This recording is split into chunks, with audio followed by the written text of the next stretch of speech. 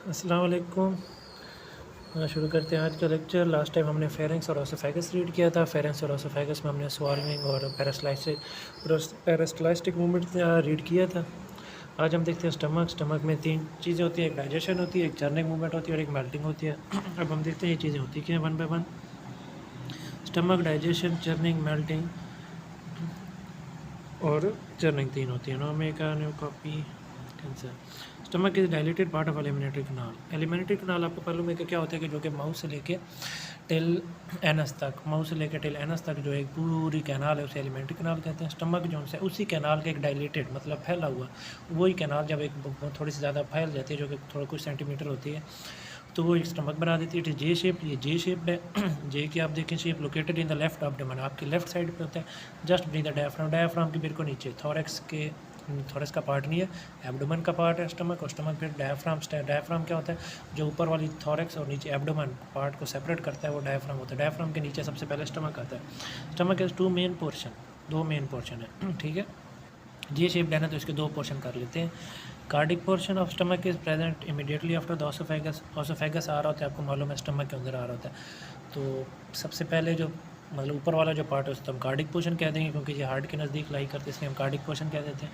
Pyloric portion है located beneath the cardiac portion. इसके अलावा जितना पार्ट है कार्डिक पोर्शन के अलावा उसे पाइलोरिक पोर्शन भी कहते हैं। Stomach has the two sphincters opening with guarded by the muscle. Sphincter मतलब ओपनिंग और क्लोज मतलब गेट से हैं।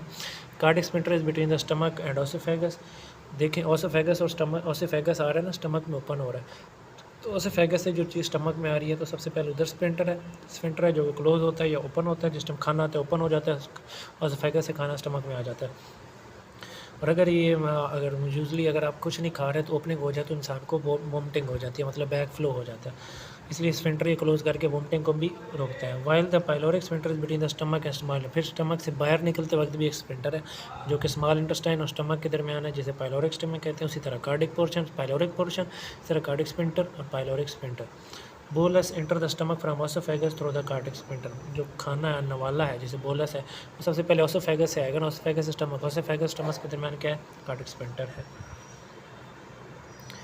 इसके बाद आ जाते हैं ग्लैंड्स। जो ये पहले ग्राफ में जो सब हमने जो रीड किया है वो सारी चीज़ें इस डायग्राम में मैं रिवाइज़ कराता हूँ आपको। ये ओसोफेगस है जहाँ से खाना आ रहा है। ओसोफेगस के बाद मेन ये कार्डिक स्फिंक्टर है। कार्डिक स्फिंक्टर जो हमसा है मेन रोल प्ले करता है। ये आप देख सकते हैं कि सबसे पहले cardiac sphincter main role play करता है। कार्डिक स्फिंक्टर ओसोफेगस और स्टमक के दरमियान है, तो ये क्या कार्डिक स्फिंक्टर है। कार्डिक स्फिंक्टर से कहते हैं क्योंकि हार्ट के नज़दीक है। सबसे पहले हार्ट के एक ऊपर वाला पोर्शन है जिससे हम कार्डिक पोर्शन कह रहे हैं।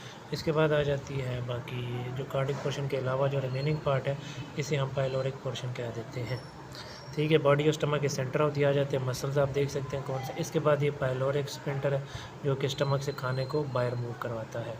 बस ये बात रखें। ऊपर वाला सबसे पहले कार्डिक स्फिंक्टर, बीच वाला पाइलोरिक स्फिंक्टर, दो पार्ट कार्डिक पोर्शन और पाइलोरिक पोर्शन।